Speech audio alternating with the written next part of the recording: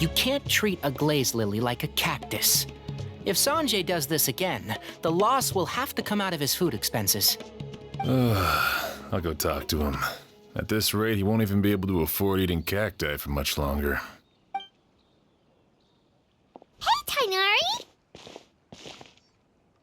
Oh, it's you two. It's been a while. What brings you to Port Ormos?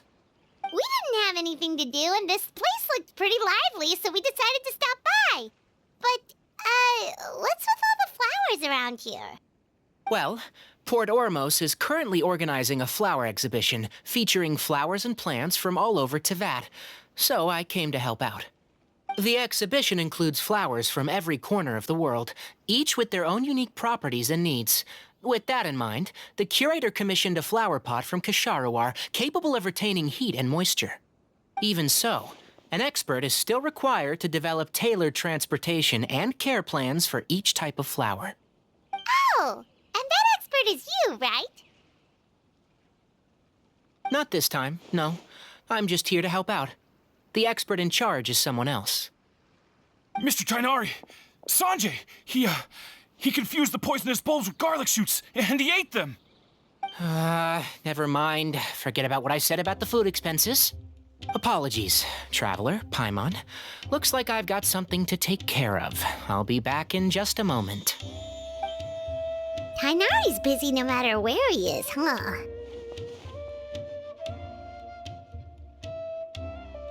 Yeah, seems like it. Some people just need supervision. Well, looks like Tainari might be busy for a while. Let's take a look around the port in the meantime.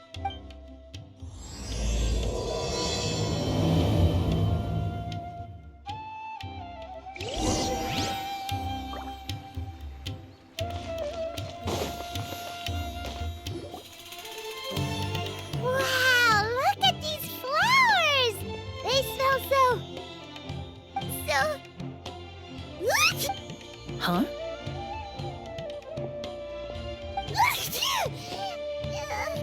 Paimon's...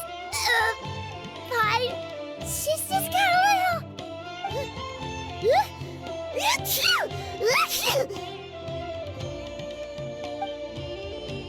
Rainbow roses, glaze lilies, and Cecilia's? No wonder. It's getting worse. Why? But, Paimon was fine just a moment ago. She didn't even eat anything weird. A moment of your time, you two? If it's not too much trouble, perhaps you could try this incense.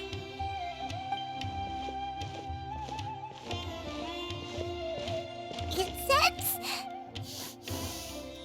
Oh, the scented... Whoa, that was fast! Paimon doesn't have to sneeze anymore! Think nothing of it. From your attire, I imagine you two aren't from Sumeru either. Seeing as we're both travelers from abroad, it's only right that we help each other out should the occasion arise. Oh, so you're here for the flower exhibition too? I suppose that's accurate. Allow me to introduce myself. I'm Emilie, a perfumer from Fontaine. Paimon is Paimon!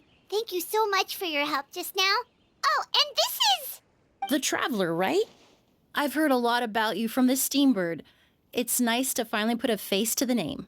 What happened back there? Why did Paimon start sneezing all of a sudden? Have you ever heard of hay fever?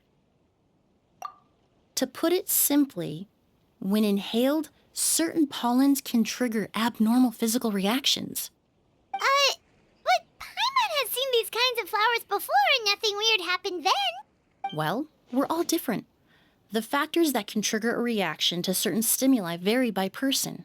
In isolation, the effects of certain pollens may seem minimal, but inhaling various types at once can trigger a more overt reaction. But there's no need to worry. Pollen allergies can be effectively mitigated with the use of medication. Oh, well, that's good. Traveler, Paimon, there you are. Is everything all right? I left in such a hurry, I forgot to warn you about all the pollen in the air. Emilie? What a coincidence. Looks like my worry was misplaced then. The Traveler and Paimon are in good hands. It was nothing, really. We happened to run into each other shortly after my arrival, and I offered them a bit of help, that's all. I'm more curious as to why you thought the Traveler and Paimon were in danger. Allergies are highly unpredictable. If you were concerned the pollen might trigger a reaction, that must mean something similar has happened in the past. Remember the first time we met? You fainted after inhaling Spirit Borneal. The Spirit Borneal didn't affect Paimon at all, and now she's the one suffering. It makes no sense. It's not really something you can make sense out of, Paimon. There are all kinds of allergies out there, caused by a variety of different factors. Some people are even allergic to almonds. It's not something you can generalize. Exactly. I even encountered a case in Fontaine where someone had an allergic reaction to soba noodles their family brought back from Inazuma. Whoa. Good thing Paimon isn't allergic to anything delicious. In a manner of speaking, although you could say the patients I deal with are rather unusual. In addition to medicine, Emilie is also very knowledgeable about botany. She's taught me a lot about the native flora around Fontaine. And that's where my expertise ends, I'm afraid. When it comes to breadth of knowledge, Tainari certainly comes out on top. A flower expert? Oh, Paimon's got it! You must be the expert Tainari mentioned, the one in charge of the exhibition! Wrong again, I'm afraid. Well, I did come for the exhibition, but only to inquire about the Auguste variety. I'm not involved in any official capacity. Oh, Paimon was sure she got it right this time. It's a kind of flower that was once popular in Fontaine. The perfume made from it also bears the same name, Auguste. Auguste, huh? That's not a name you hear often nowadays. In an ancient language, the word is said to mean sacred or noble. It's sometimes used as a name for people as well. Ah, that reminds me. Are you familiar with a historical event in Fontaine known as Perfume Mania? Perfume Mania was an event that occurred in Fontaine nearly 20 years ago. It all started when several merchants released their own lines of high-end, expensive perfumes, marketing them as must-have luxury products, the very symbol of elegance itself. No one anticipated the absolute frenzy this would create on the market, causing the price of perfumes to skyrocket. The demand was twofold. What some saw as a status symbol, most saw as a money-making opportunity. You could take advantage of the soaring price by hoarding them and reselling at even higher margins. The value of these products became so inflated, regular bottles of perfume were even going for hundreds of thousands of mora. This resulted in countless disputes and scams. But at the end of the day, perfume is just perfume. The market value greatly exceeded the intrinsic worth of the product, creating an economic bubble that was never going to last. Luckily, the Palais Mermonia recognized the danger and intervened before the craze could truly spread. Many profiteers and scammers were thrown in jail as a result. In the end, only a few wealthy families were affected when the bubble popped. What does all this have to do with that Auguste you mentioned earlier? Well, during the craze, the most popular perfume was none other than Auguste. The demand far exceeded the supply, to the point where it once sold for 10 million mora a bottle. 10 million? Then what about now? After the mania ended, most perfumes returned to a normal price. Auguste was the only exception. Its namesake, the flower used to create it, went extinct.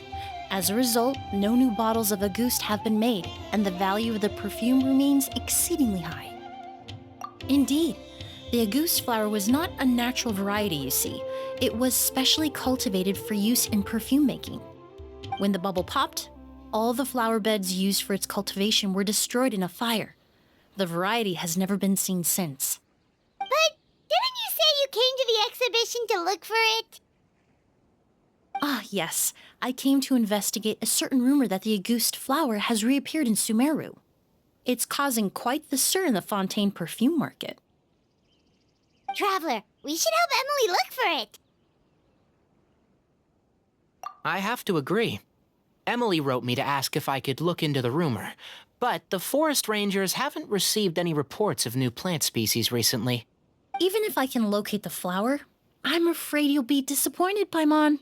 I don't have any grand Mora-making endeavors planned. Divine, noble, one of a kind, all beautiful sentiments to be sure, but to me, they overshadow the very essence of the product. When it comes to perfume, I want people to forget the price and the prestige and focus on the beauty of the fragrance itself.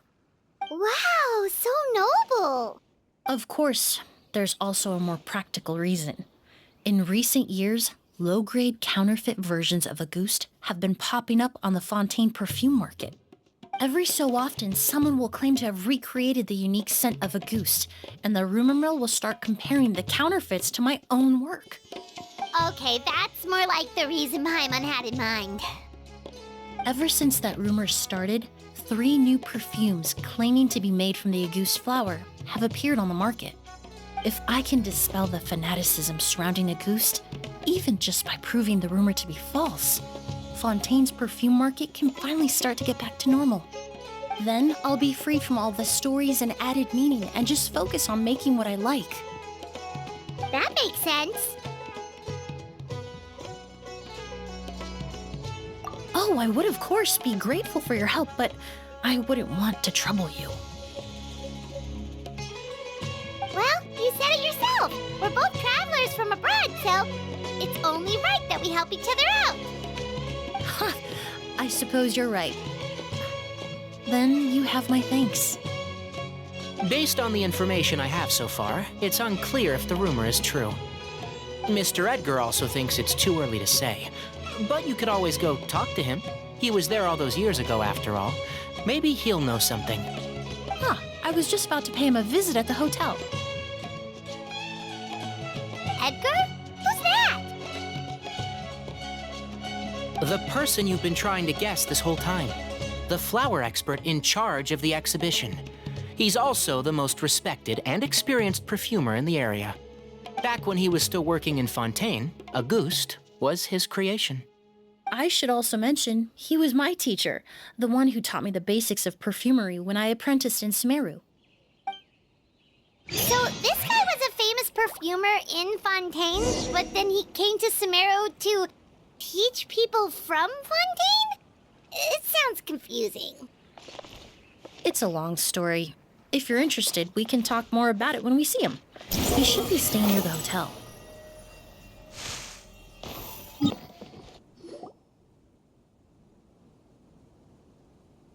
Oh, look at all the flowers! Apparently, the exhibitor paid a large sum to rent out the hotel and surrounding buildings. They're being used as temporary storage facilities and lodging for exhibition personnel. Yeah, what if guests come early? They won't have anywhere to stay. Also, renting out this big of a hotel, how are they gonna make that Mora back?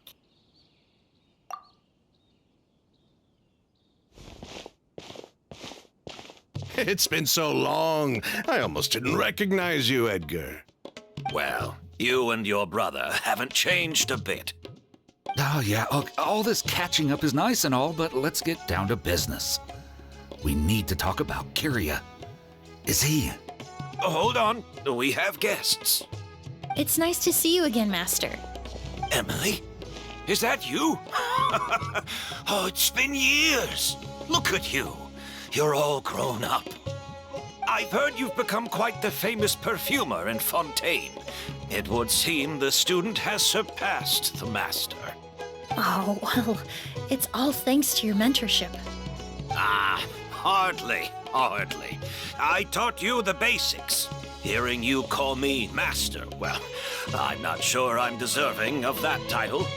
I've taught many students here in Sumeru over the years, but I've yet to see one turn out quite as accomplished as you. You're the only one who can take credit for that success. And who are these two? I don't recall you mentioning them in your letter. Ah, they're my new friends, the Traveler and Paimon. Emilie's friends. Well then, the pleasure is all mine. And these two gentlemen? Are they friends of yours, Master? Of course. We're perfume merchants from Fontaine.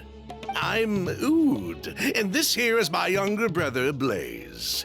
Edgar and the two of us are old friends. Isn't that right, gentlemen? Yes. Merchant brothers? You must be here to look for the August flower then. Well, what respectable perfume merchant hasn't heard of Auguste? Anyone in the business would be interested in the rumors. I'm guessing you're here for the same reason, Emilie.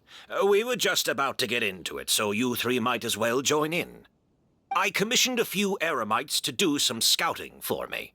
They searched all over Sumeru, but there were no sightings of the Auguste flower.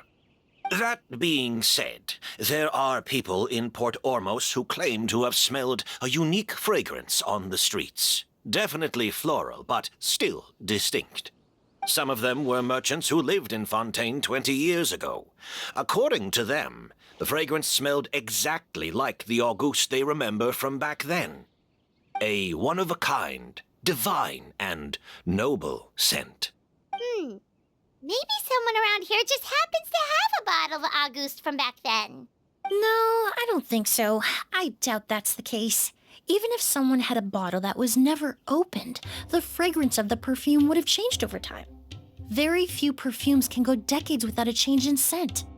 Auguste is even more prone to that kind of shift. Only a few bottles still exist in Fontaine, and their scent would have completely degraded by now. Although, could there be a flower out there with a similar fragrance? Or in accord with the same base notes? Impossible!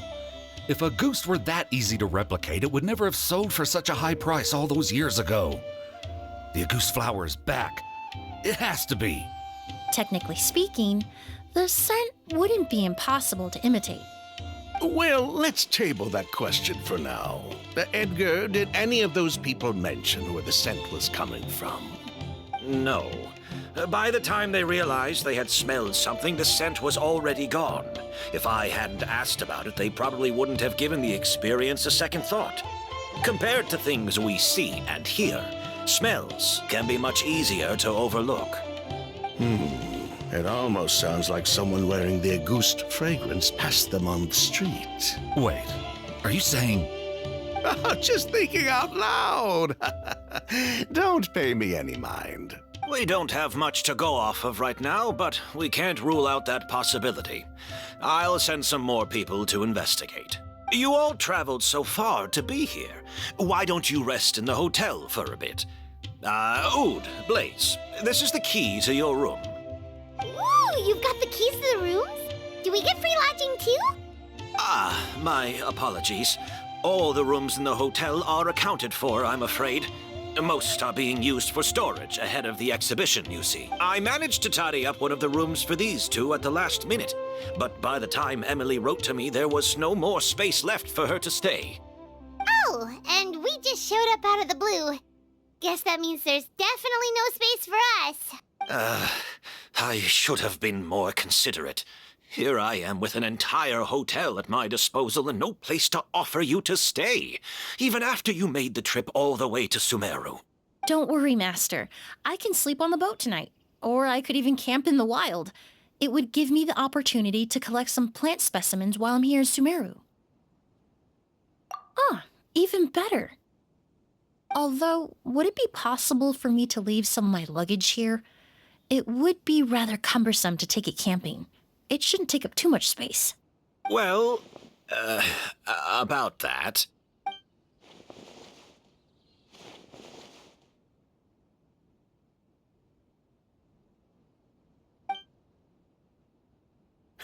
Of course, no trouble at all. My brother and I will keep an eye on them for you, as long as you don't mind, mademoiselle. All right, then. Oud, why don't you take Emilie inside and find a suitable place for her luggage? I'll prepare some refreshments and join you in a bit.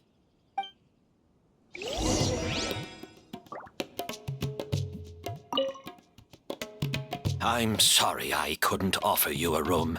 It's all right, Master. I know it was sudden. I'll be sure to make it up to you with a nice cup of tea.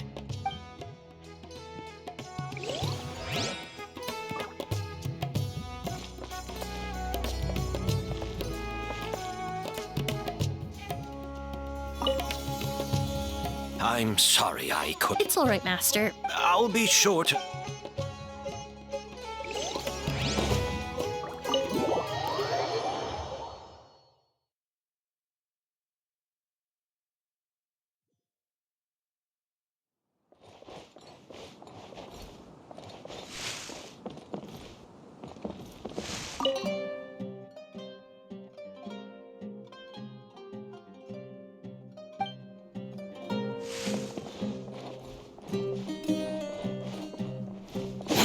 Too slow.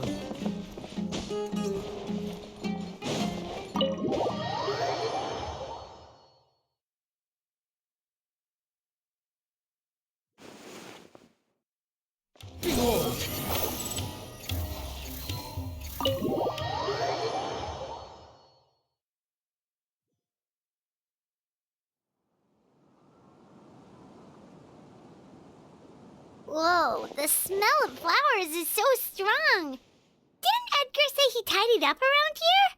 There's still so many flowers. Hyman took a peek through the window earlier and his house was packed with flowers. Looks like this exhibition is gonna be huge. No, that's a florist thing. We work closely with the essential oils of various plants. But to maintain a sharp sense of smell, most perfumers prefer to keep their homes free of strong odors. Oh, guess there's just too much to store for the exhibition then. Oh, this room seems to be a connected suite, and my brother will be staying on the other side of the suite. Blaze, while you're out, why don't you bring our luggage over as well? Blaze! Yes, of course. All right, then. Where can we find your luggage, mademoiselle? Blaze will go fetch it for you. It's still at the port. In addition to some daily necessities, there's also a case of amber wine that I brought back from Fontaine. Could I trouble you to bring that back as well? It would be the perfect way to repay you for your hospitality. Ha ha! How generous! I should thank you on my brother's behalf. You stumbled upon his weakness. He's aloof about most things, but alcohol is his one true love. Is that so? Mr. Ood, Mr. Blaze, thanks for... Hey! What are you doing? That's Master's voice.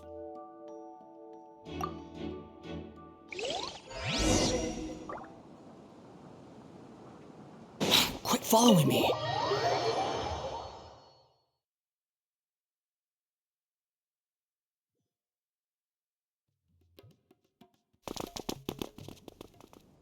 Edgar! Master! Hey, Edgar! Are you all right? Can you hear me? Who did this? Kyria. Auguste. Kyria! Hey, Edgar? Edgar! No, don't shake him. He's injured. Just leave him to me. You two can... Oh, thank you.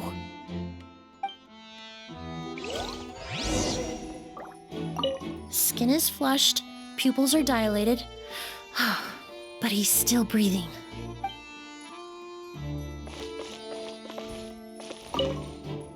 That strange smell around here. Is it coming from this bottle?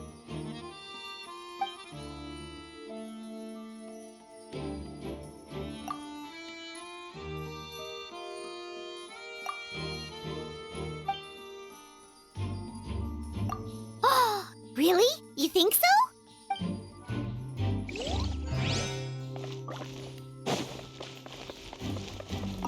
I checked. It doesn't look like anyone passed through here. Oh, but that's impossible. It's not like that kid can just grow some wings and fly away. Oh, the culprit, I mean. It's not like the culprit could have just disappeared into thin air.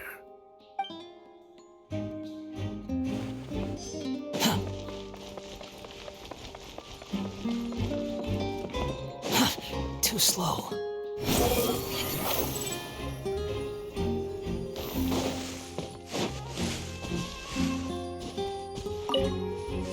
Do you think whoever did this was hiding in the flowers before they attacked Edgar?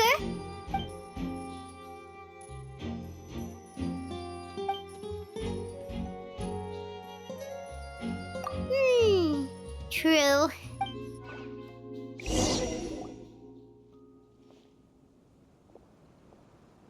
Well, we looked all over, but the only clue we found was that bottle.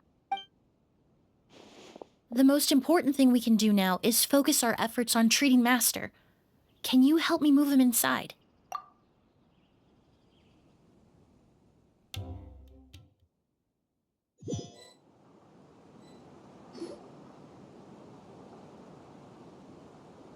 So, how's he doing? When I administered emergency treatment, I discovered a residue in his nose and mouth. Master was most likely forced to ingest a certain liquid. He's still unconscious, and inducing vomiting could obstruct his airways. We'll have to look into other clues for now. Ah, yes. The scent is the same, but the chemical composition is still unclear. We'll have to do further tests to determine if it's the same liquid and how toxic it is to the human body. But first, I do believe there are 2 people who could shed some light on the situation. Mr. Sylvain, Mr. Lucien. Wait, you know... Hey! Were you talking to us, mademoiselle? I'm afraid we've never heard of those names before. Before arriving in Sumeru, I asked a friend from the Special Patrol to look into the creators of Auguste. There were 4 people in total. The perfumer, Edgar, the one thrust into the limelight, and 3 others. A researcher from Sumeru responsible for cultivating the Auguste flower, and 2 merchant brothers responsible for promoting the product on the market. The 2 brothers capitalized on the mythos surrounding Auguste. Their actions lured in numerous speculators and profiteers, inflating the price of Auguste even further. In the end, they were sent to the Fortress of Meripede for falsifying their accounts and destabilizing the market. If you do the math, they should be out of prison by now. And what does that have to do with us? There are countless merchant families in Fontaine. You gonna accuse them of being criminals too? Every time your brother called you Blaze, it took you several seconds to respond. But when I called you Lucien just now, the name registered immediately. Ah, Miss Emily, out of respect for your position as a famous perfumer in Fontaine, I'm inclined to believe that was simply a poor attempt at humor. You have a bright future ahead of you. You wouldn't want to develop a reputation as someone who throws around false accusations, especially among merchant circles. You claim to be regular perfume merchants, and yet, when I brought up amber wine, you took it to be alcohol. What? Amber wine is a perfume I created several years ago. It wasn't particularly renowned, but I'm certain any respectable perfume merchant in Fontaine would know of it. Unless, until recently, they were living somewhere completely cut off from the perfume world. Somewhere like the Fortress of Meripede, perhaps? Emily, you little...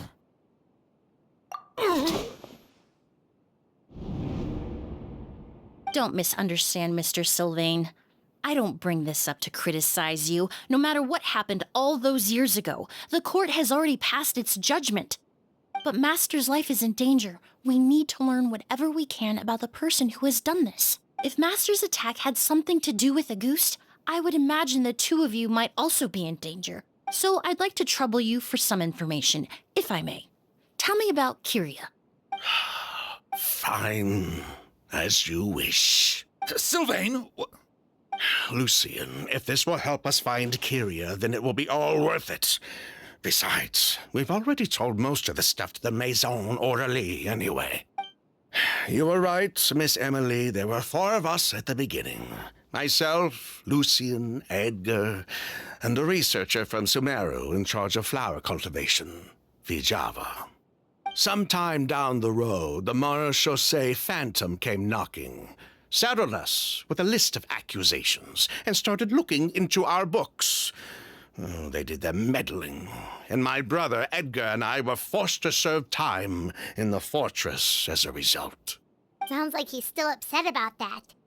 Wait, then how did Edgar end up in Sumeru? Master was convicted as an accomplice, so he only had to serve a few years. He decided to move to Sumeru so that he could put those events behind him. Still, Master was depressed for a long time after that. He stopped making new perfumes and focused on introducing students to the craft instead. That's how I met him. My parents had to relocate to Sumeru for work when I was a child, so I had the chance to study under him for a little while. But we can talk about that some other time. I want to hear more about this researcher, Vijava. Like us, Vijava was also staring down an investigation from the Mara Shose. But before the Phantom showed up at her door, she set all the flower beds on fire, along with much of the mora we managed to earn. All the Auguste flowers, everything we worked to create, was reduced to nothing but a pile of ash. But destroying all that evidence, wouldn't that make things worse for her? It didn't matter at that point, because she died in the fire as well. What? Sounds like you did an investigation of your own. Why even ask us if you knew all of this already? The name wasn't mentioned in any of the files I reviewed either, but you two seem quite familiar with him.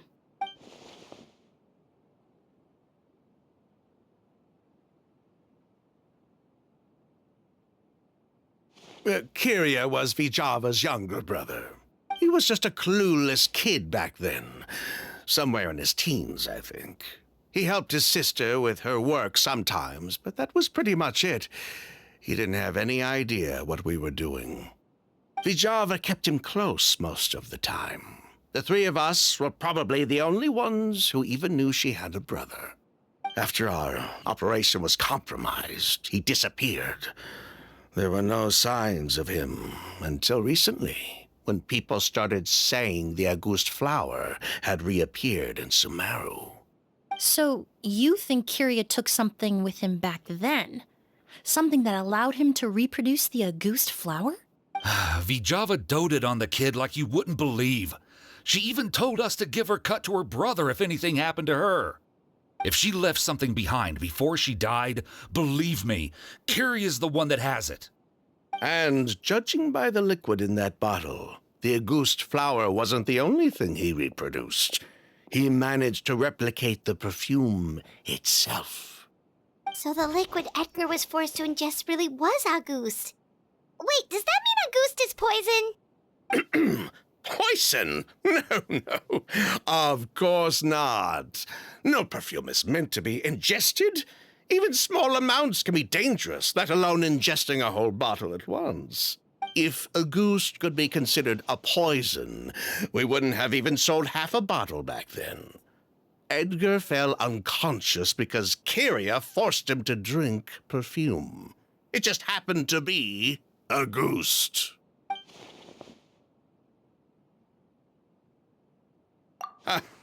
He probably thought we had something to do with his sister's death. But to tell you the truth, I have no idea why she did all that. We're not looking for Kiria because we have it out for him. We just wanted to see how he was doing. And, if possible, work together to bring back Auguste. We only went to prison for a bit of fraud and market manipulation. It had nothing to do with the product itself. As long as we keep things honest this time around, bringing the product back to market would almost be like honoring his sister's memory. So that's why you never mentioned Kiria during your interrogation? Yes, exactly. We were just looking out for the kid. Anyway, that's all we know. If you're looking for information on what's in Auguste, or what to do if you ingest it, there are only two people to ask. Edgar or Kiria himself. Well, at least we're able to say for certain that the substance Edgar ingested was in fact Auguste. That gives us a direction for further testing. Well then, I'd say that was a very enlightening discussion. Well, glad to hear it. Lucian, let's head back to the room and rest a bit. With everything that's happened, there are things that need reconsidering. Yes, of course.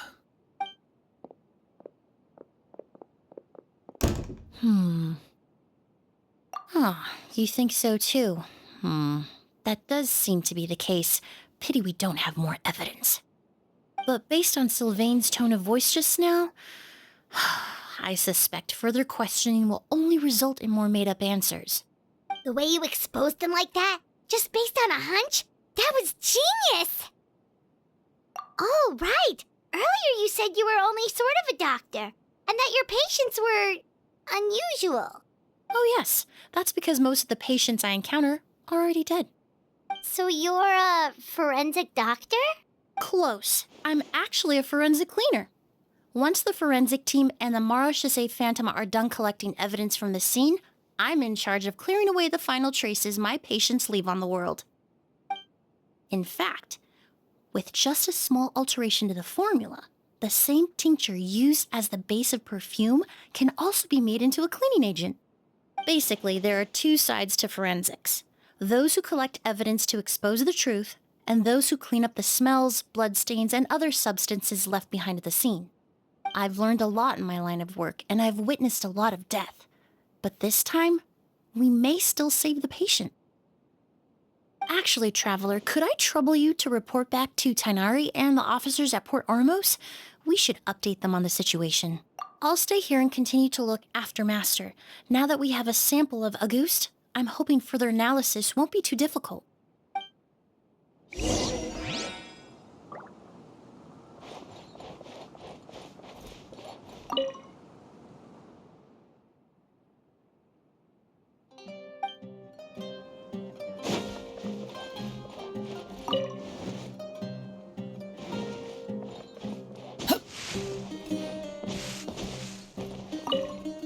Master looks a lot older than when I last saw him.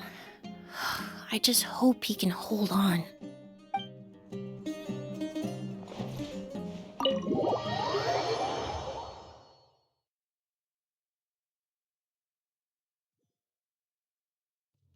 Quit following me.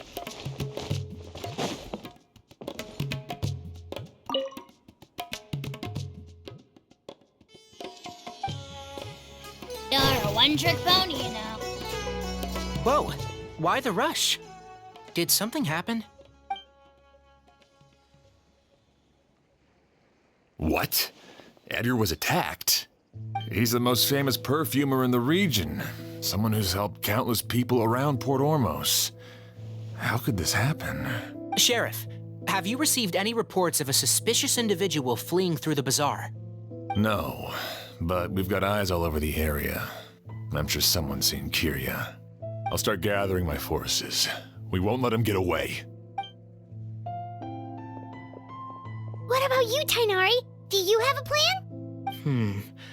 I'm sure the sheriff can handle things over at the scene, and I doubt Emilie needs my help looking after Mr. Edgar. But she said she's not a real doctor. Then she was far too modest. She may not be a doctor by trade, but she has a deeper understanding of human anatomy and pharmacology than most scholars from the Amurta Darshan. Not to mention the fact that Mr. Edgar's condition is related to perfume. Emilie is certainly in the best position to help him. As for me, I'll head to the academia and see what I can learn about Vijava and Kiria. Oh, that's right!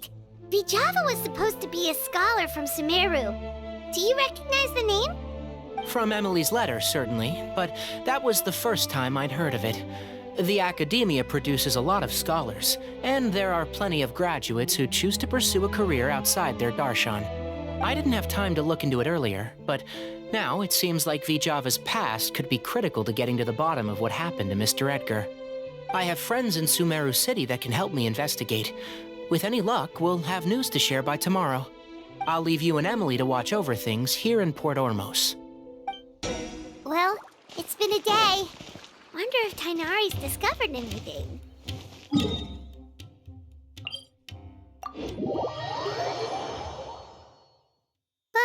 things weren't looking good with Emilie's master yesterday. We should check on things at the hotel first.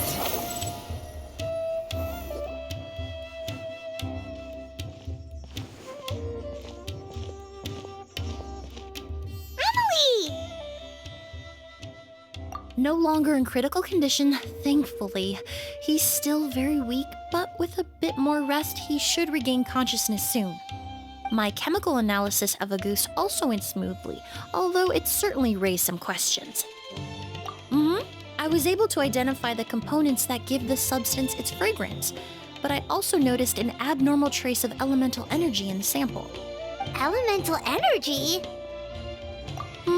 Hard to say. It was such a minute amount, proportionally speaking, like mixing a single drop of perfume into the ocean.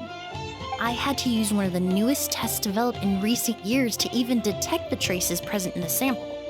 Unless you were abnormally sensitive to elemental energy, I doubt it would have any effect, even if you use the product every day for 10 years.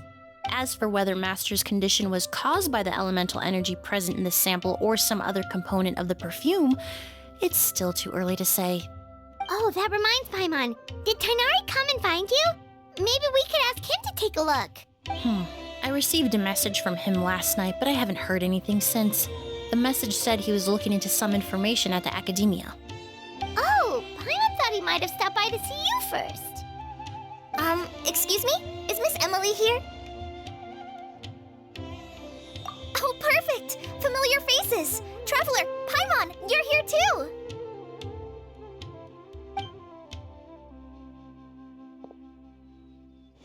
Kale. Ah, of course. Tainari's apprentice. He's mentioned you many times. It's a pleasure to finally meet you. And please, no need for formalities. Emilie is just fine. Oh, okay. Nice to meet you too, Miss, Emilie. Did Tainari send you here, Kale? Yep.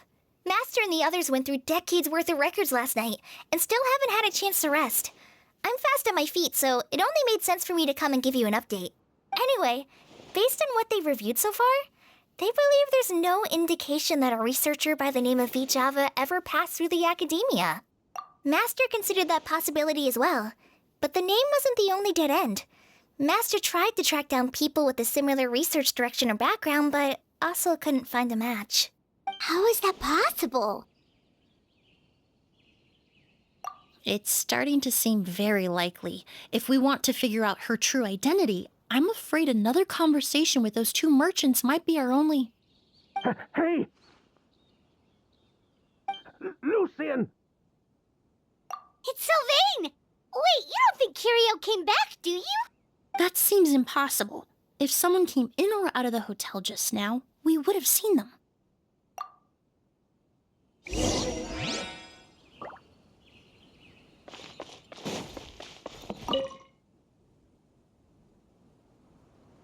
It's locked?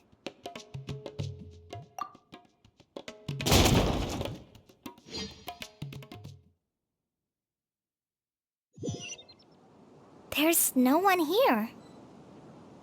Lucian! Lucian! That's Sylvain's voice.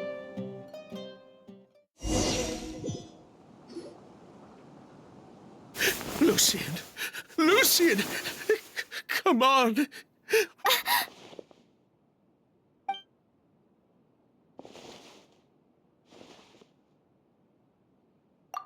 Emilie, Emilie, my brother, he's gonna be okay, right?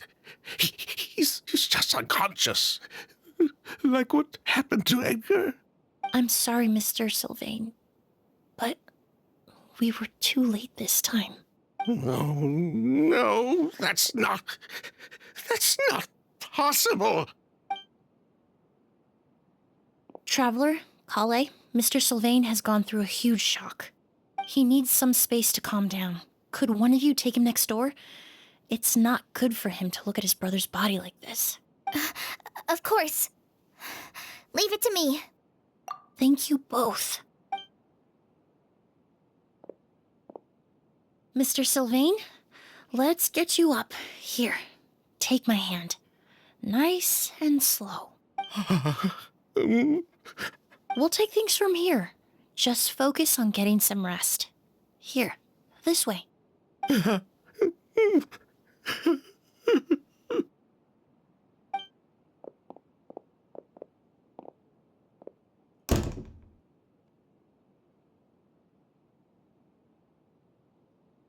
Poor guy. He's like a shell of his former self.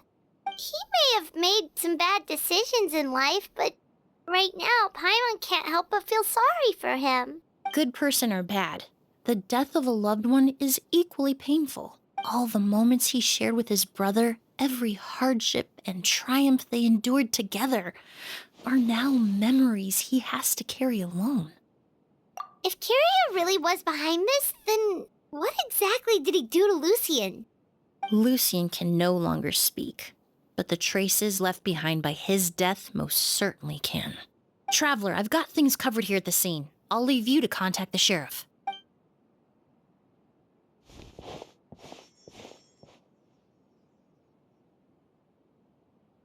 Who would have thought? Yesterday's case is still up in the air, and now this happens. Miss Emily, I heard you're an experienced forensic doctor. Have you been able to discover anything? Oh, I'm not actually a forensic doctor. I just happen to have some relevant knowledge. I did take a look, though. Judging by the temperature and rigidity of the body, it appears the time of death was sometime last night. I'd have to do a more thorough investigation to find out more. Then, would you mind helping us investigate?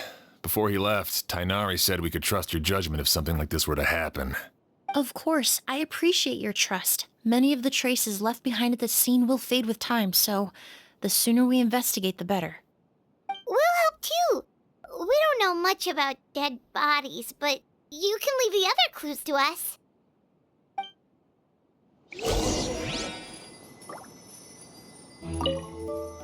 To tell you the truth, the exhibition has left us quite short-handed. We're lucky to have your help.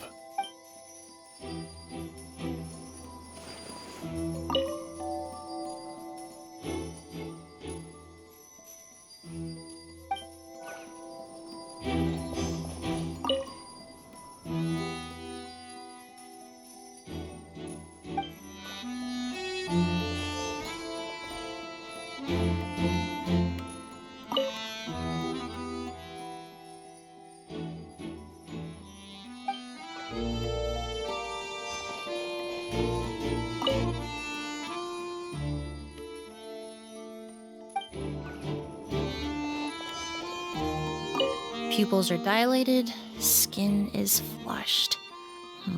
No overt external injuries or signs of a struggle.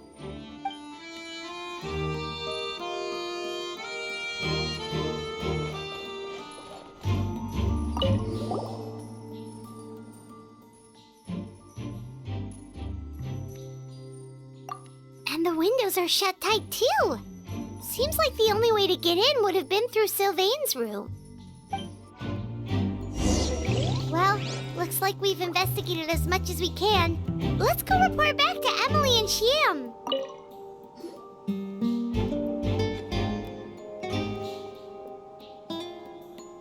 So, did you find anything?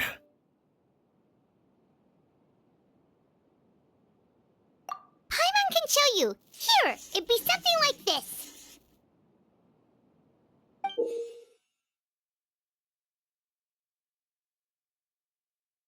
But entering through the room next door without alerting Sylvain... Wait, you don't think Sylvain could have been the one who... No, his reaction to the loss of his brother seemed genuine, and he doesn't have a motive. Then what could have happened last night? I know Sylvain is still in shock, but he's our only available witness.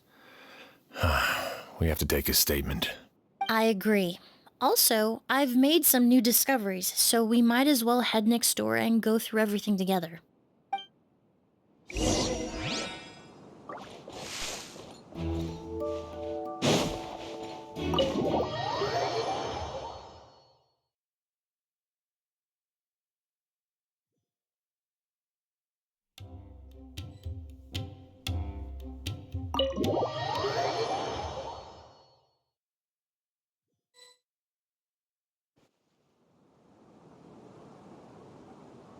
Mr. Sylvain, I need you to tell me everything you and your brother did since yesterday afternoon. Did you see or hear anything strange? After Kiria attacked Edgar, my brother and I were incredibly careful. We returned to our rooms and decided to lock all the doors, leading to the hallway. The only door we kept unlocked was the one connecting our rooms. That way, if we heard any commotion coming from the other room, we could help each other. But I didn't hear any sort of commotion last night. Not a single noise. I woke up this morning, opened the door, and Lucian was... So, no movement from the room next door. No forced entry via Sylvain's room. No signs of a struggle at the scene. And no external injury on Lucian's body. What kind of cause of death are we dealing with here? I did notice a few things about the body. Lucian's pupils were dilated and his skin was flushed, very similar to Master's symptoms after the attack yesterday. There weren't any traces of liquid in his mouth or nose, so it's unlikely he was forced to ingest anything. The more plausible explanation is that he inhaled a substance without knowing it, and I'd say that substance was likely a ghost. A goose? No, that's not possible. Inhaling a goose won't kill you. And anyway, it would have been for just one night. No, that's not what I meant. Emily, you ran your tests, didn't you? Go on, tell everyone whether you found any poison. No, I didn't find any common toxins. See? A ghost is harmless. The market response proved that years ago. That may be true for most people, but not for everyone.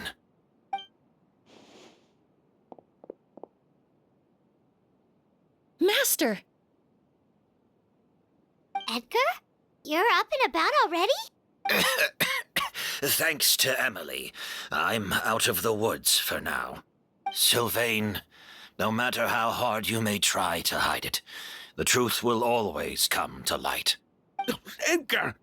Even if we could keep it a secret for another 10 or 20 years, do you think Kyria would just let us be?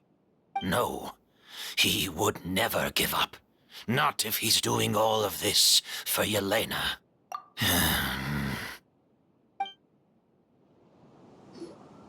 That's Vijava's real name. Yelena wasn't a scholar from Sumeru. She was an exiled Fatus from Snezhnaya. A Fatus? The Fatui. Well, that means the elemental energy present in Auguste was...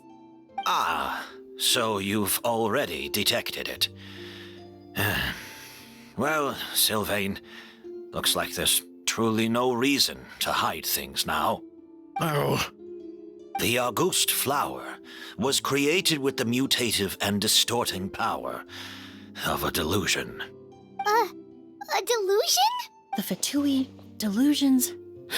I never would have thought Auguste was hiding this many secrets. Born of a delusion, Auguste contained distorted elemental energy. A prolonged exposure over many years could have a harmful effect on the body. that's enough, Edgar. I'll take it from here. At first, Yelena wanted to keep refining the perfume and the flower. But no one knew how long the perfume mania was going to last back then. It didn't have any effect on ordinary people anyway. Every day we postponed going to market was another day of lost earning potential. So you decided poisoning people was worth the risk? Listen, it's not like it was good for business. But all that talk about Auguste being harmful over time... Yelena was just speculating. The impact was practically negligible. Unless you were particularly sensitive to elemental energy or had an entire bottle shoved down your throat like Edgar. You could use the product for decades and be completely fine. It may be true there are no records of Auguste poisoning in Fontaine, but even if no one was acutely poisoned, willfully bringing a product to market despite explicit knowledge of its harmful effects is still a serious crime.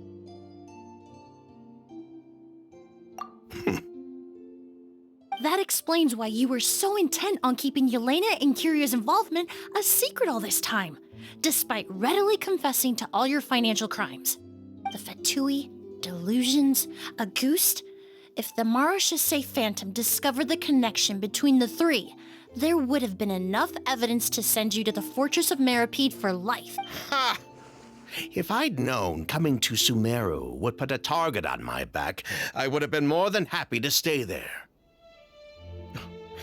At least that way, Lucian would still be alive.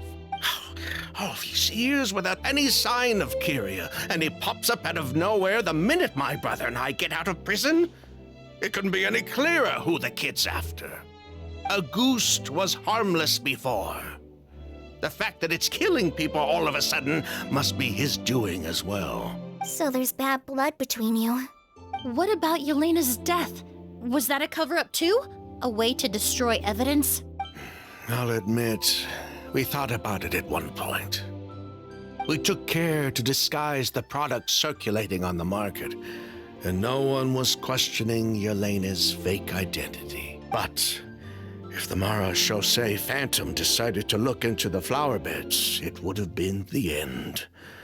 Yelena's ties to the Fatui, the role of the delusion. Everything would have been exposed. Before we could even put our plan in motion, Yelena beat us to it. She burned all her flower beds and threw herself into the fire as well. But if her goal was to destroy evidence, there would have been no reason to do that to herself. Yeah, she could have just burned the flower beds and fled with her brother. I thought about it for a long time, but it wasn't until just now that I finally understood her reasoning. Everything she did, it was for her brother, Kyria. One of the reasons they defected from the Fatui was the deterioration of Yelena's body due to her excessive use of a delusion.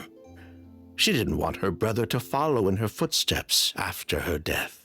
After arriving in Fontaine, Yelena continued using the delusion to cultivate the Auguste flower, weakening her body even further. So she couldn't flee with her brother because she was afraid of holding him back. If her true identity was exposed, she and her brother would face pressure from both Snezhnaya and Fontaine. The Auguste flower and Yelena's own corroded body both bore the mark of a delusion. There would have been no way to avoid suspicion. So, in the end, she burnt it all to ash, including herself. With all the evidence erased, Kyria was free to take the Mora and run. So the wealth you earned from Auguste, it wasn't destroyed in the fire. Yelena gave it to her brother? Most likely. Before Yelena died, she said if anything happened to her, she was going to leave everything to her brother. We just didn't realize she meant our cut as well. That's why Lucian and I were searching for Kyria, to take back our Mora and the Auguste flower. We just didn't realize Kyria was baiting us the whole time. It was all a trap. But why is Kyria out for revenge anyway? Doesn't he know about Yelena's decision to sacrifice herself? I don't think he knew his sister was nearing death. Yelena always wore heavy makeup around him to conceal her deteriorating appearance. She kept herself busy with work to keep out of sight. That way her brother wouldn't notice how she could barely walk. Then all I'll need to do is tell Kyria what really happened, and then he'll give up on his revenge. I'm not so sure. Even if he knew the truth, he'd still find someone to blame. He might think Yelena was forced into using a delusion to cultivate Auguste, or something like that.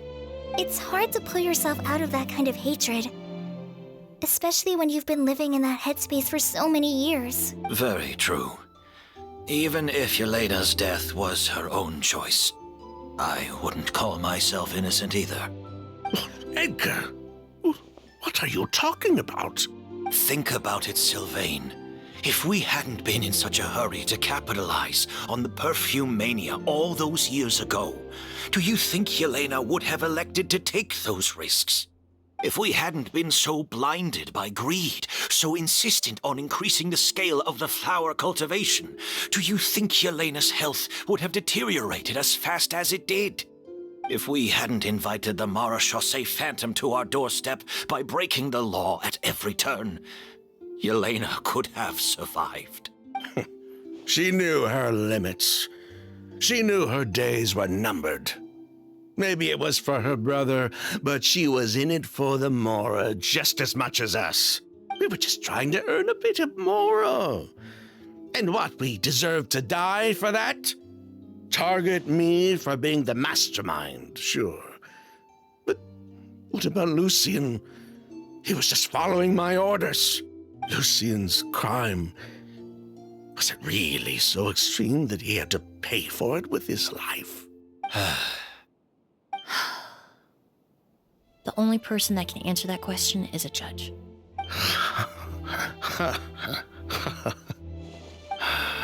Fine. I've said my piece anyway. Drag me back to Fontaine to stand trial. I don't care. 3 people from Fontaine, 1 from Snezhnaya, and a crime committed in Port Ormos. What a headache. Well, we can only wait until the Academia sends someone to deal with it. I'm guessing we'll have to contact Fontaine as well. In any case, we won't really know anything until tomorrow. With the exhibition, we don't even have space in Port Ormos to detain anyone. Such a headache. The hotel could suffice. You could station a few officers to keep an eye on Sylvain and myself. Although with Sylvain's mental state and my physical one, I don't think you need to worry about a jailbreak. Mr. Edgar, are you saying... If Sylvain is to stand trial, then I deserve the same fate. A crime is a crime, accomplice or not. I'd just like to take care of a few things before I go. Say goodbye to my plants and all that. As for Sylvain, I'm sure he also has some goodbyes of his own. Would you be willing to grant that request, Sheriff? Well, all right. I'll talk to the Academia. No matter who you were in Fontaine or what crimes you committed, the man we grew to know in Sumeru proved himself to be a good person. Your request is granted. You have my thanks, Sheriff. Happened tonight? Oh, you mean the possibility that Kyria might try to finish what he started? Yeah, all we know is that he uses a goose to poison people, but we still have no idea how to catch him in the act. If he targets Sylvain or Edgar again, we might not be able to stop him. That may be true, but what if we can take advantage of his desperation? If we take advantage of this situation and lure him in on purpose, we might finally have the chance to talk to him. Master, no. That's too dangerous. So, that's your plan. If Kyria learns we're being taken away tomorrow, his last chance to enact his revenge would be tonight. In other words, you want to use us as bait to capture him. Capture? Not necessarily. I just want to talk. What? Are you afraid of him? Afraid? This is my only chance to make him pay for what he did. I'm spending the rest of my life in prison anyway. I can't just sit back and let him ride off into the sunset with our fortune. There's no way I'm letting him get away with it. Not after what he did to Lucien. As for the danger, everyone else just needs to make preparations in advance to protect us. I'll admit, it could work. We just need to spread the word that Edgar and Sylvain are leaving tomorrow. Then I'll station some of my men around the hotel. If we have your assistance as well, our chance of success would be even higher. I still have some reservations, but If you insist on carrying out this plan, I won't deny you my help. I'll also keep watch. Although I think Sylvain and myself should remain alone in our respective rooms. If Kyria noticed another person in the room, he might decide to turn back. And besides, it's possible he's already transformed Auguste into a potent toxic gas. You mean if he doesn't see a way to get his hands on the two of you, he might get so desperate that he'll just start using Auguste on everybody? If that were to happen, everyone's standing guard. Even the innocent citizens in Port Ormos would all be in danger. That's why everyone else needs to keep to the shadows. You're still recovering. You need to rest. This old bag of bones doesn't bounce back like it used to. I suppose I'll just have to leave the rest to you. All right, we can figure out a plan to keep watch later. Right now, I say we split up, start spreading that information before it's too late.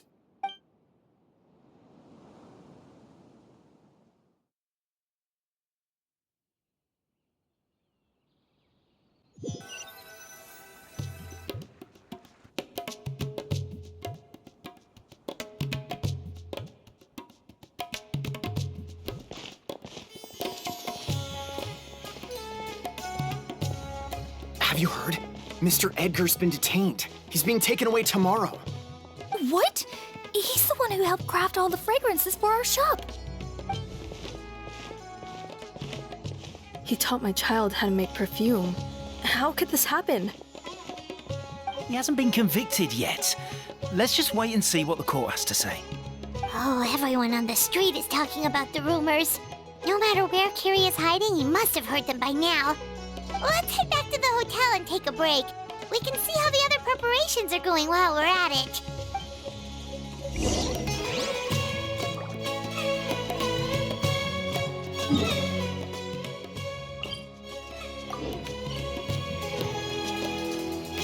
The wind rises.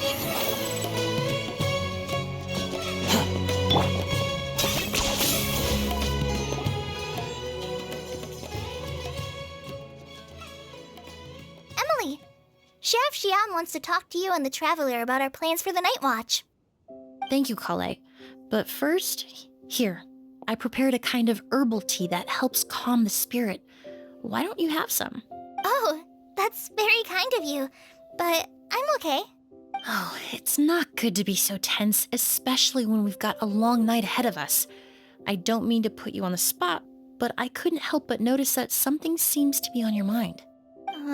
Was it that obvious? You seem very preoccupied with Kyria's revenge. If there's anything you want to talk about, I'm happy to listen. Oh,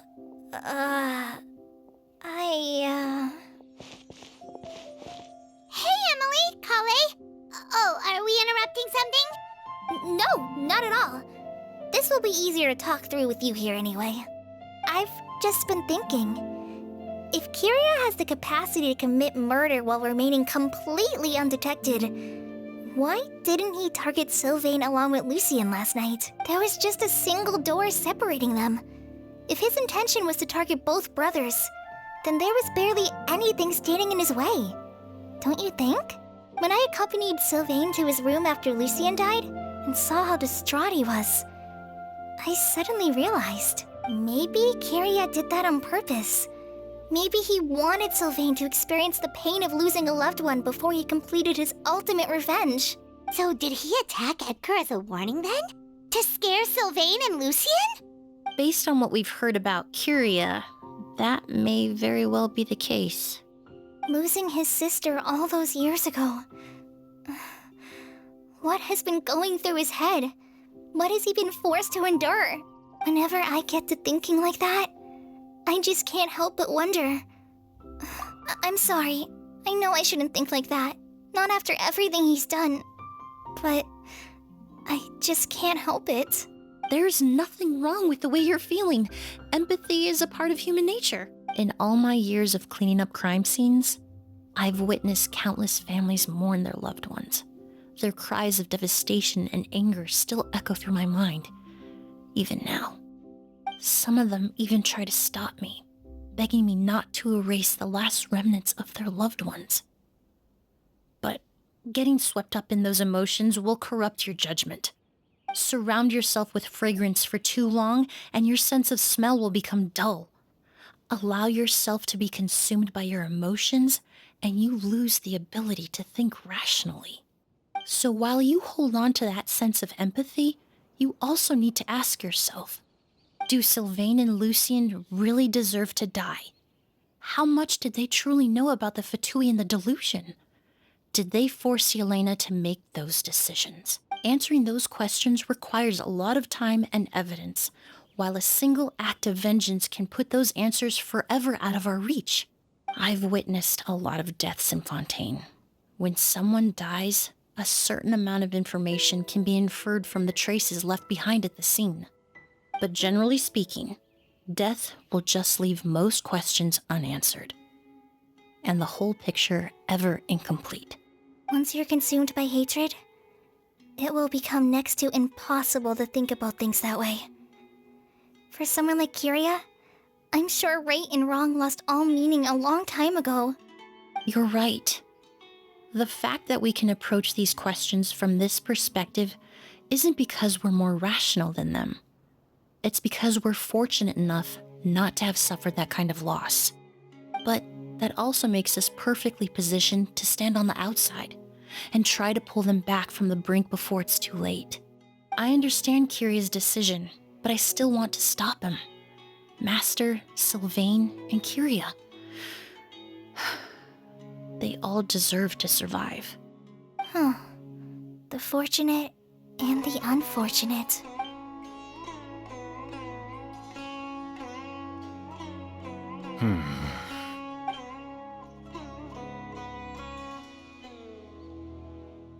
Emilie, Traveler. Huh? Edgar, you're here too? Oh, it's you two! Didn't you head back to your room to rest, Edgar? Is it really okay for you to be out and about like this? A little exercise never hurt anyone. Besides, I don't have much time left in Sumeru. So I'd like to take care of my plants while I still can. We could do that for you, Master. No need. I've grown attached to these flowers, and this is my last chance to say goodbye. I would imagine Sheriff Sham is here for a more important reason. The Night Watch! You mentioned earlier that we still need to confirm our plans. That's right. I've stationed some of my men around the surrounding area, but we still don't have anyone standing guard next to Sylvain's room. Exactly. After some discussion, we concluded that Sylvain has the highest risk of being attacked next. You're the most skilled fighter here, Traveler. And Emilie's expertise is sure to come in handy in a pinch. That's why I want you two stationed next to Sylvain's room. So. Sounds perfectly reasonable. I'll be glad to have your help tonight, Traveler.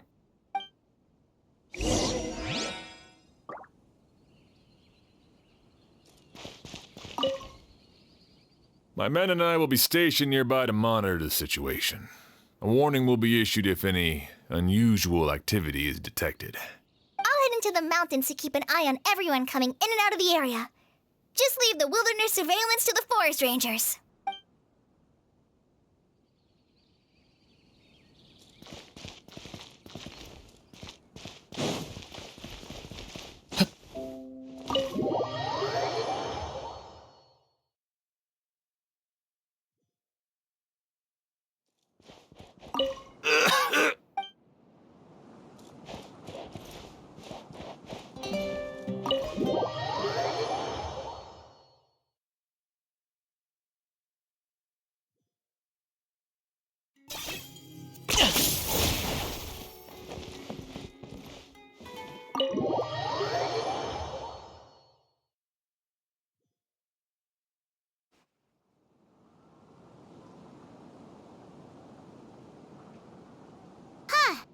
Not a peep.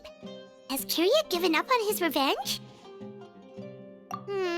Guess Guess we'll have to keep at it.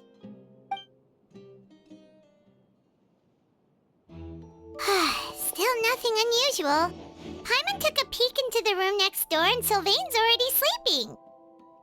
Perhaps Kiria's true motive was simply forcing Sylvain to confess his crimes. No, that can't be right. If all he wanted was for Sylvain to be convicted for his true crimes, there must be something we're missing. Something extremely important. Maybe we just need to calm down a little. How about some tea? That herbal blend from earlier was pretty tasty. You're right. Maybe we can look for a different distraction then, like looking at the flowers. Oh, there's a glaze lily here. Paimon didn't notice it earlier. Flowers, glaze lilies, Oh no! Sylvain's room! Quick! Wait, what?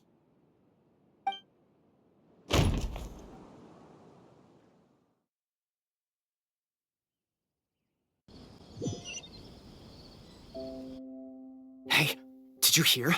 Someone was attacked again last night. It was the older of the merchant brothers, right? Yeah, I think his name was Sylvain. Poor guy was murdered in cold blood. First it was Mr. Edgar, then that merchant named Lucian, and now this. Listen up, everyone. This is an active crime scene. Please, no loitering. It's been 3 days and they haven't even caught a glimpse of the guy. What is going on? Do you think it could be the work of an evil spirit? I mean, how do you get away with something like that with so many people watching? Keep it moving, everyone. No loitering.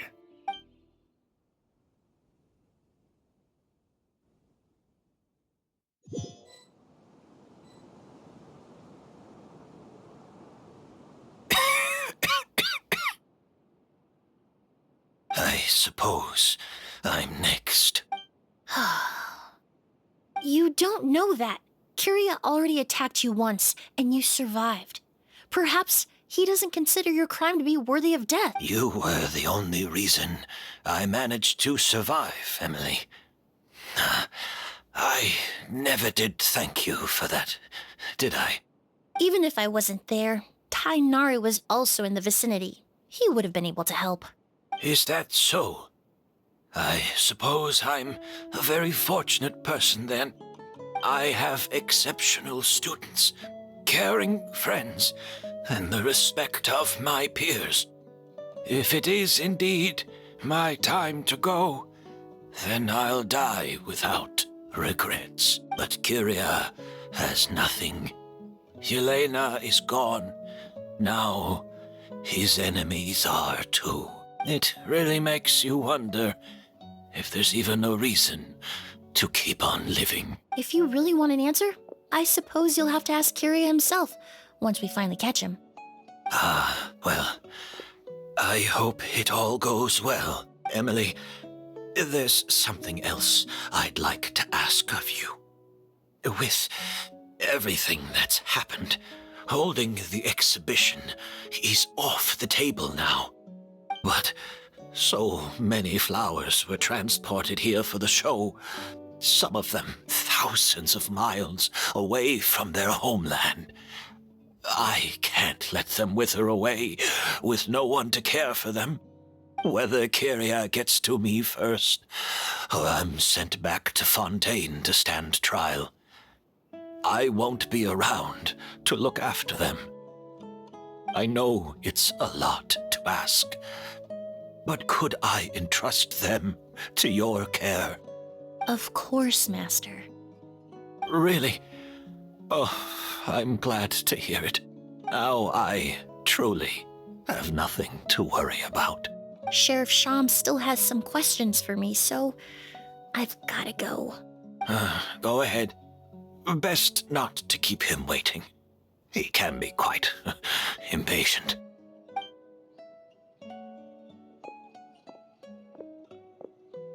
I'm sorry, Master.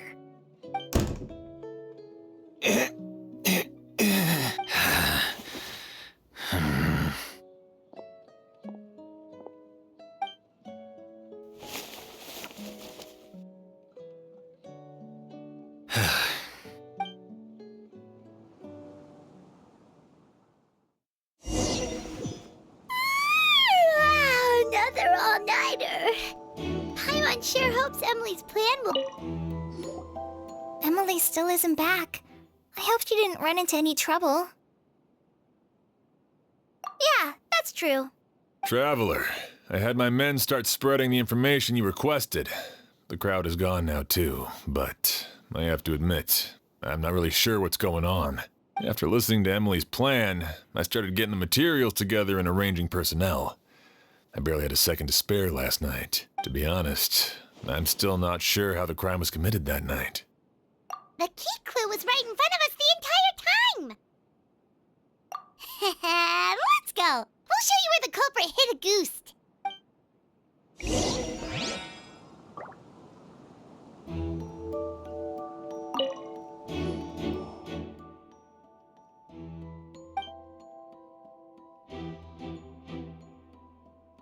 This is it! The glazed lily, huh? I think I've heard of it before. It's a flower from Liyue, right? Well, did you know it only blooms at night? Emilie, you're back! Exactly as expected. A flower that only blooms at night. Ah, like the Neelitpala lotus. Exactly. Although the Neelitpala lotus wouldn't be a good substitute in this scenario. When it's closed, the gaps between the petals are too large. That's why Kiria chose the glaze lily as his mechanism. He would start by preparing an agouti sample.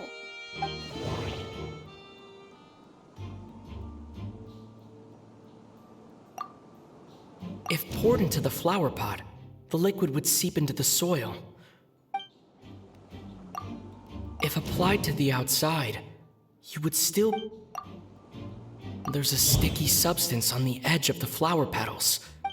If you stick the petals together with slime condensate, then, in the daytime, the glaze lily would act almost like a hidden container. That's right! He applied a diluted form of slime condensate to the petals to stick them together, and enclosed it that way the agouti would remain trapped inside during the daytime, unable to seep between the petals and evaporate into the air. This also allowed the culprit to plant the poison well in advance, while his targets remained oblivious. However, the diluted slime condensate wouldn't be viscous enough to prevent the petals of the glaze lily from opening at night. So by nightfall, the flower would bloom, thereby forcing the target to inhale the agouti trapped inside. And Kiria could execute his revenge without having to step foot inside the room during the night. By the next morning, the sample of agouti would have nearly fully evaporated. The glaze lily would have already closed its petals, and any lingering odor would be concealed by the fragrance of the other flowers in the room. Wait a second. You're telling me this version of agouti is so toxic, inhaling the minute amount trapped inside a flower is enough to kill a grown man? And how did Edgar even survive ingesting a whole bottle of the stuff? That's because agouti is just as dangerous now as it was all those years ago. The level of toxicity has never changed. Only a small subset of people are truly at risk.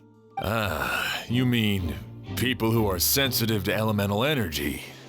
So it's just some sort of happy coincidence that Sylvain and Lucien are allergic to the stuff? That can't be right. They were involved in the operation all those years ago. If the stuff gave them a bad reaction, they would have known from the very start. I wouldn't use the word allergic necessarily. It's more like they're susceptible to its effects. You can think of it this way. It's not that Sylvain and Lucien are innately sensitive to elemental energy, but that Kiria found a way to ensure that they would be.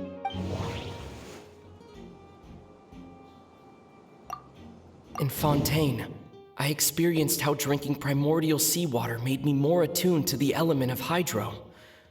But all kinds of essential oils commonly found in alchemical products can temporarily increase elemental The incense I smelled earlier seemed familiar. Thinking back on it, I'm almost certain it was the scent of Spirit Borneal. In Sumeru, scholars use Spirit Borneal to aid meditation and stimulate Alchemically produced essential oils, the primordial seawater that caused unrest in Fontaine not too long ago. All of those are... That stuff gave us a lot of trouble when we first came to Sumeru. Ah, yes. I definitely remember that. In Sumeru, it's not uncommon to use incense indoors, so its presence wouldn't arouse suspicion. The flowers in the room could also serve to mask the scent. Flowers were pretty important to this plan, huh? The glazed lily is native to Liyue. It would be completely unnatural to have one here in Sumeru if it weren't for the exhibition. What a coincidence. Actually, it's not a coincidence at all. No wonder he was willing to pay a small fortune to rent out the hotel. He probably used the mora Yelena left him, don't you think? That money was supposed to set him free, but in the end, it was just a tool for his revenge. There's a saying among forensic doctors in Fontaine. Every step you take leaves a mark.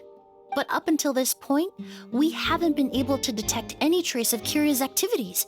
That's not because he was coming and going undetected, or because he's some kind of evil spirit, but because he's been disguised as someone else this entire time. Creating such an intricate mechanism out of a glaze lily. Setting up the spirit Borneal in advance. And arranging for Sylvain and Lucien to stay at the hotel. It all points to one person.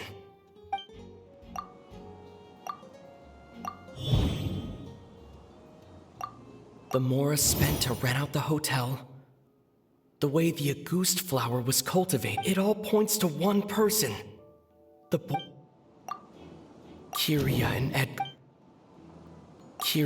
Edgar are one and the same. But Kiria was only in his teens back then. He wouldn't even be 40 years old by now. Edgar's lived here for so many years. Even if he changed his appearance, going that long without giving anything away, it would be impossible. Bad news, Sheriff! Mr. Edgar was attacked! What? A dark shadow-like figure just ran out of his room. It was giving off a really ominous aura. But before we could even react, the figure up and disappeared like some sort of ghost or something. By the time we got a look inside the room, Mr. Edgar was gone. Do you think Kiria kidnapped him? I need you to think very carefully about this. Are you certain that figure wasn't Edgar himself? I mean, Mr. Edgar was so frail. I don't see how he could have moved that fast. It would seem Master decided to tap into an ill-advised source of power. What? But that's so dangerous with the condition he's in. It's... But why? Why would he do that? He's already accomplished his revenge. No. If his aim was to target everyone who had a hand in Yelena's death... If he left Sylvain alive yesterday, not out of a desire to see him suffer, but to confirm the truth about why Yelena chose to die... Then there's still one target left.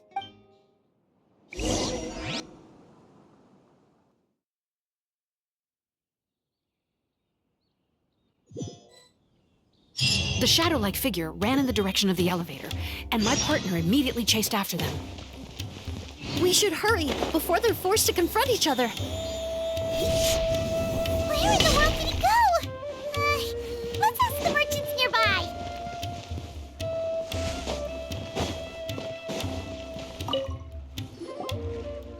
Ghost! It's all right. Please, calm down and take a deep breath. Can you tell us what you saw? I saw a black shadow. It ran right past me. How could something like that happen in broad daylight?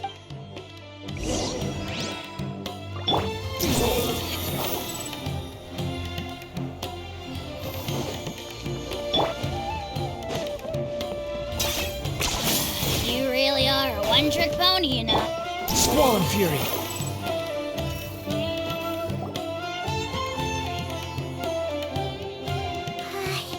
If we go any further, we'll be out of Port Ormos. There'll be hardly any witnesses. It's all right. I can detect a faint whiff of the scent from here. I would say he passed by this location not too long ago. It's this way. Please, follow me.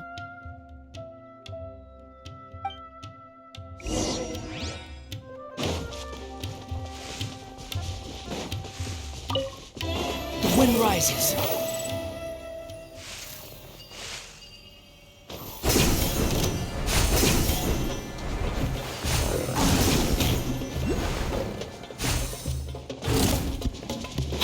following me.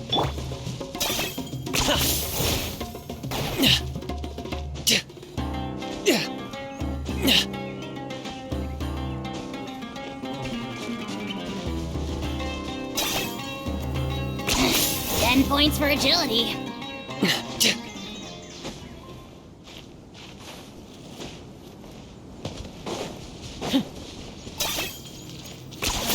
You really are a one-trick pony? The scent is getting stronger. This must be the place. Stabilize!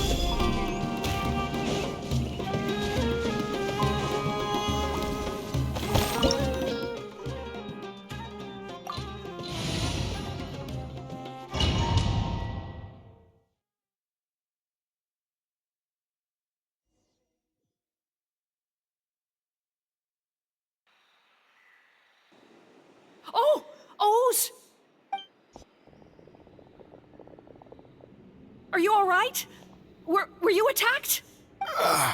No, I'm all right. I was just chasing after that figure, and then all of a sudden, I didn't feel so hot. Let me take a look. The air definitely feels heavy. It smells nice, but for some reason, it's hard to breathe. This feeling, I've encountered it before. Everything looks all right. It was probably just the stress of the chase, combined with the impact of the environment. A bit of rest would do you some good. I can't rest. Mr. Edgar is still in there. He taught my sister how to make perfume. He's a good man. I can't just abandon him to die by Curia's hand. Oz, you need to calm down and listen to me. Edgar is the one we're after. He and Kyria are the same person. But how is that possible? I thought you said Kyria was in his 30s. Mr. Edgar is 70-something. Changing your appearance to look decades older, that doesn't seem possible. That's precisely why he had to resort to extraordinary measures to age himself. Kyria used a delusion to bring back the Auguste flower, corroding his body in the process, just like his older sister. No. He couldn't have. Mr. Edgar has been in Port Ormos for years. If someone started impersonating him all of a sudden, we would have noticed. And what if the impersonation started before he ever set foot in Sumeru? I've yet to confirm it, but I suspect Kyria killed the real Edgar in Fontaine not long after his release from prison. While Edgar was incarcerated, Kyria started making preparations to replace him, including forcefully aging his body, studying perfumery, and planning the real Edgar's demise. The new Edgar then decided to relocate to Sumeru, seemingly out of an innocuous desire to let go of the past. He even left perfume making in favor of mentoring students. But these decisions were all for a specific purpose: the need to distance himself from anyone who might see through the facade. And Sumeru fit the bill to a T, with no one around to question his identity. All he had to do was grow a beard, don a pair of glasses, make a few minor alterations to his appearance, and everyone would believe he was exactly who he claimed: Edgar, a perfumer from Fontaine. As the years went by, he removed his disguise little by little and continued to refine his skills. It would have been a gradual process, one that ensured no one around him would notice anything unusual. That explains why Sylvain said he barely recognized Edgar back at the hotel. He aged himself decades beyond his years just so he could accomplish his revenge. Is that even worth it? I need to find Mr. Edgar. He's not that kind of person. He can't be. What you really need is to get out of here and rest. No, I can keep going. Wait! This environment is likely being influenced by the delusion. Any discomfort, no matter how slight, should not be treated lightly. I know how to relieve your symptoms, Mr. Ooze. Please come with me and rest.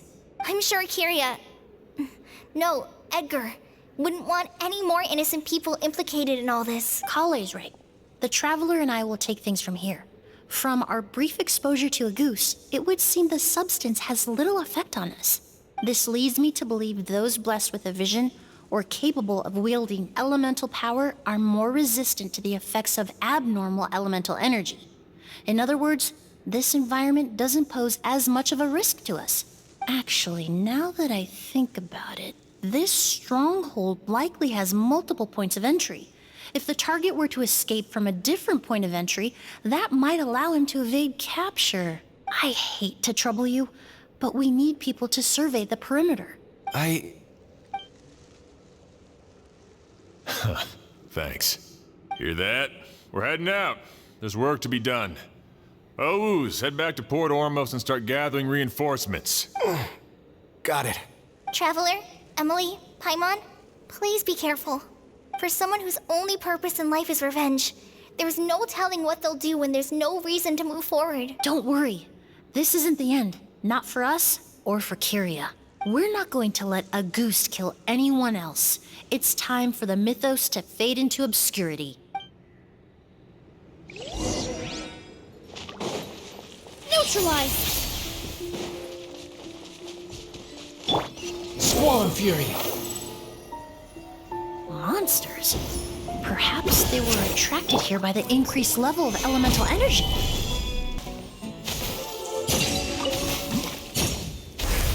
I've never seen these seeds before. They must also have been created with the power of a delusion.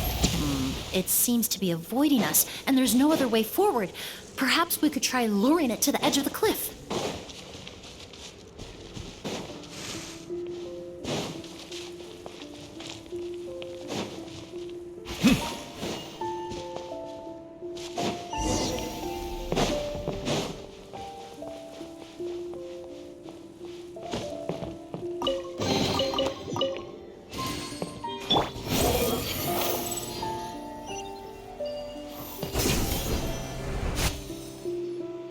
Whoa, look at all the Auguste flowers! There are so many of them. I can't believe a single person did all this. Must have taken a lot of time. I fear that statement is truer than you know, Paimon. Using a delusion comes at a cost. Not just time, but the time you have left to live. But why would Kyria need this many Auguste flowers? He only needed a few bottles of Auguste to carry out his plan, right? Perhaps hatred wasn't the only emotion fueling his obsession with Auguste. Not long ago, he told me he didn't want all the flowers transported to Sumeru to wither away in a foreign land. But Kyria betrayed Snezhnaya, abandoned Fontaine, and lived his entire life in Sumeru under the guise of someone else. For someone with nowhere to call home, perhaps dying among a bed of Auguste flowers just like his sister is the best homecoming he could ask for.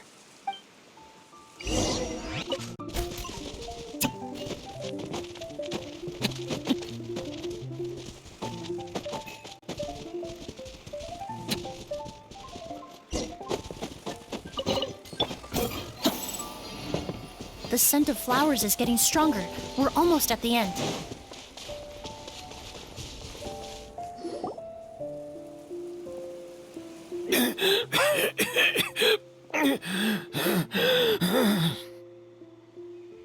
The scent of flowers is getting stronger. We're almost at the end. Did they catch up that fat? No. My strength is just waning.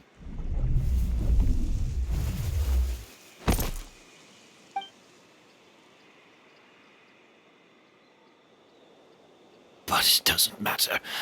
This is far enough.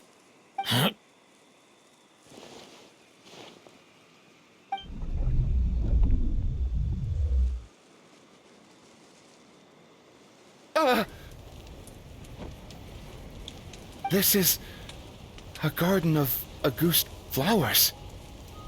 But it's not mine. It's the one that was set on fire all those years ago in Yelena? Yelena! You tried to hide it from me, but I always understood. The reason why you continued to use the delusion, the reason why you set your garden on fire, it was all because of me. I shouldn't have listened to you that day. I shouldn't have taken the Mora and ran. But by the time I realized something wasn't right, there was nothing left. The flowers were gone. And so were you. I know I'm almost 20 years too late. I should have come looking for you earlier. I should have died with you that day. Yelena? Yelena!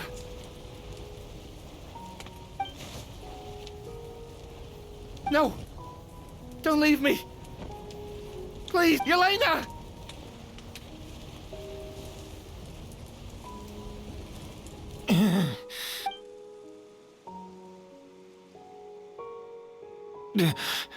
Emilie? I'm alive. No, that's not possible. I saw her. Yelena, we were together. That was an illusion, likely brought about by the residual toxin in your body coupled with the pollen in the air, neither of which are fatal. No, the amount of August I drank, it should have been enough. A fake, but how? We started making the preparations last night with one goal in mind: to create a perfect accord. The accord is the basis of perfume making, the product in its most primitive form. Ambergris mixed with cedarwood, rounded out with a base note of agarwood.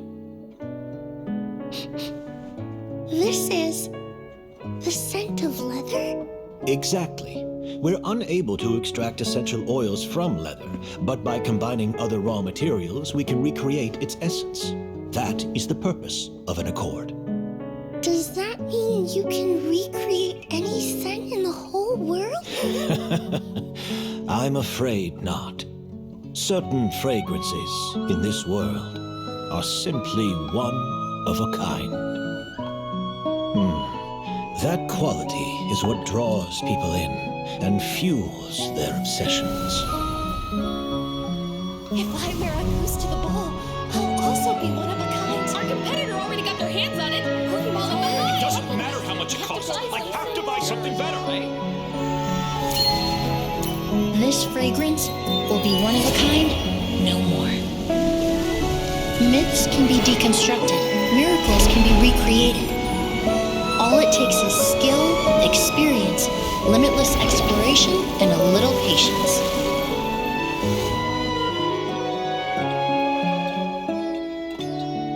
The only thing left is determining where the real Auguste is hidden. Pretending to be attacked means he's not free to move around. Auguste must be hidden within reach.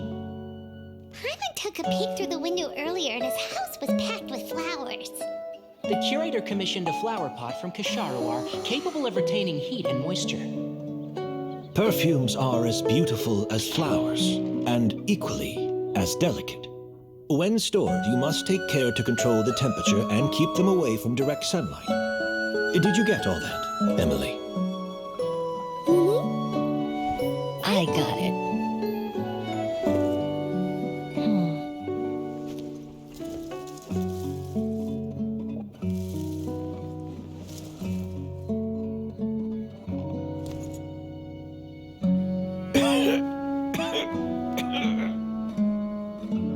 Did you hear? Someone was attacked again last night. So, Sylvain is dead. Is that right? Yes, Master. So, you switched the bottles of Auguste, and then lied to me about Sylvain's death. Convincing you that your revenge had been completed was the easiest way to get you to let down your guard. Impossible. Even if you found a way to switch out the bottles, there's no way you could have made an accord. If Auguste was so easy to replicate, Yelena wouldn't have. It was a combination of rainbow roses, glaze lilies, and Cecilias. Those ingredients would have conflicted with each other if you tried to combine them in the past. But recently, we found a way for them to work together. Rainbow roses, glaze lilies, and Cecilias. Auguste was created over 10 years ago. All this time, people never stopped analyzing it, never stopped trying to recreate it. Perfumery techniques are advancing day by day. We've found better ways to extract essential oils, separate oils and fats. We even discovered new ways to combine fragrances together. The mythos surrounding a goose may have been untouchable almost 20 years ago, but now it's time for it to become a thing of the past. The past? You've been working as a perfumer for all these years. You should have always known that it is possible to make an accord, even if only in theory. But the meaning you assigned to a goose became so inflated, you allowed yourself to get lost in it, just like the perfume mania that captivated the public all those years ago. You believed in its divinity and grandeur. You believed it was entirely one of a kind. Your obsession with the goose is also what allowed us to predict how you intended your plan to end, and to make preparations in advance. We just didn't expect it to happen so fast. Well, you hit the nail on the head now, didn't you? So, Sylvain isn't dead.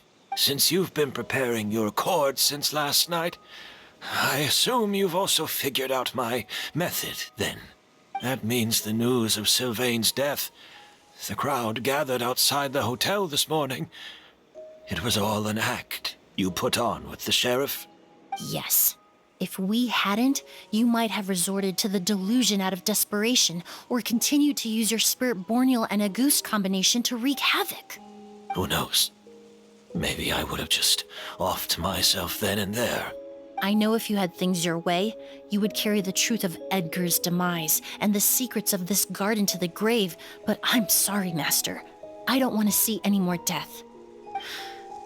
Sylvain only inhaled a small amount of poison. He's being detained as we speak.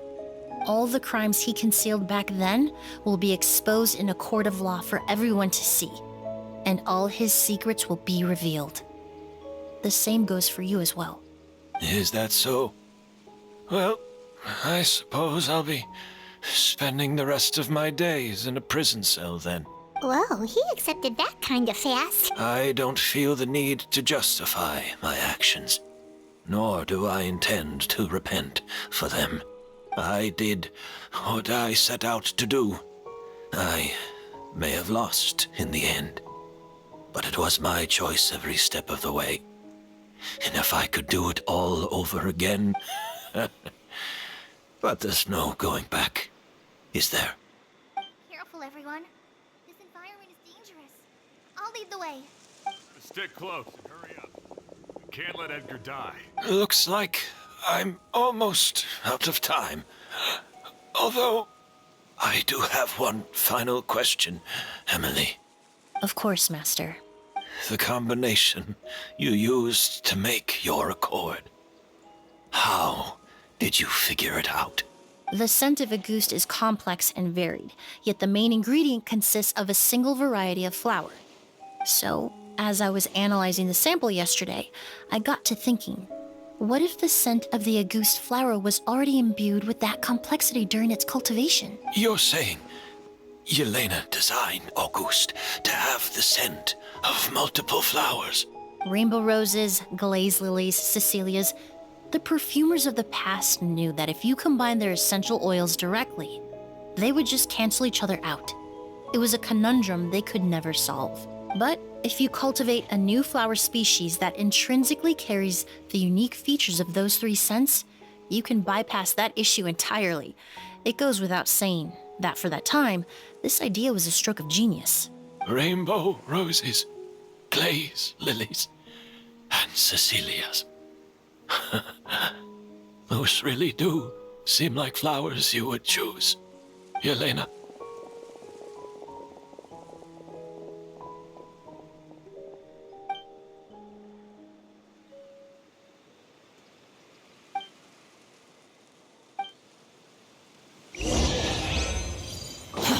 Too slow.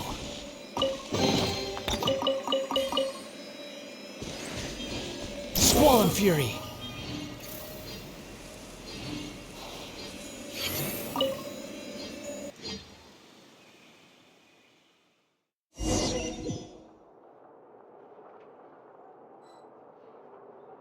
The wind rises.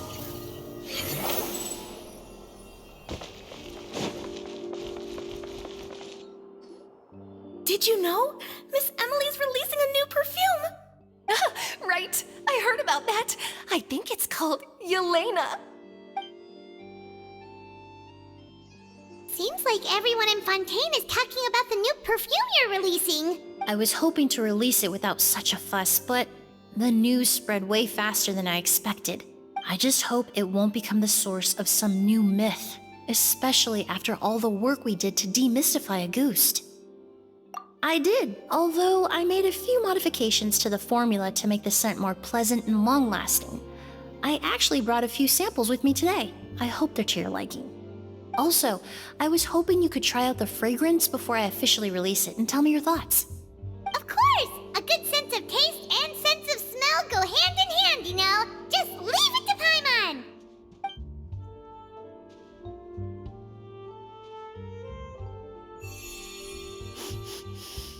Oh, it smells great! It's alright. All feedback is worth considering. Besides, when it comes to perfume, commenting on whether it smells good is the most straightforward assessment you can ask for. There doesn't always... Right! Do those flowers have some special meaning? Hearing their names seemed to have an effect on him. If I had to guess, I'd say it probably has something to do with the language of flowers. The language of flowers? Oh, we've heard of that before! Paimon remembers hearing something like, the Cecilia represents the true feelings of the prodigal son? What each flower is said to represent varies by person and across different moments in history. The same is true for the flowers that make up the scent of a Ghost. After returning to Fontaine, I did some research, and it turns out the meanings of those 3 flowers can be reassembled to form a single phrase. Forget the past and keep on living. Perhaps that's the legacy Yelena always intended, not the nobility and grandeur most people associate with a Ghost. You think Kiria knew about that? I paid him a visit before his trial and explained what I found, but he didn't seem to care. Who knows? Maybe she didn't mean anything by it at all. That was his response. Yelena is gone. We'll never know what she was thinking. We can look for meaning all we want, but it'll never be anything but conjecture. Even if that is what she was trying to say, I would never be able to forget her. Avenging her death? That was the meaning I chose for my life. Kiria cultivated his revenge like a flower. He was committed to making it bloom, even if in the end, it didn't bear the fruit he was hoping for. In any case, he did want me to pass along his thanks. Thank you for saving my life, for giving me the chance to learn that a Ghost could have carried a very different meaning. Love and hatred are when someone dies, their thoughts, feelings, and intentions die with them. In that sense, what a Ghost truly represents in the language of flowers will forever remain a mystery. But even if it's only a conjecture, I would like to believe my own interpretation. The meaning we give to flowers, the symbolism we assign to our perfumes, they're constantly twisted and exploited in our imperfect world. And yet, at the very outset, they're born from the simplest and most beautiful desires we hold in our heart.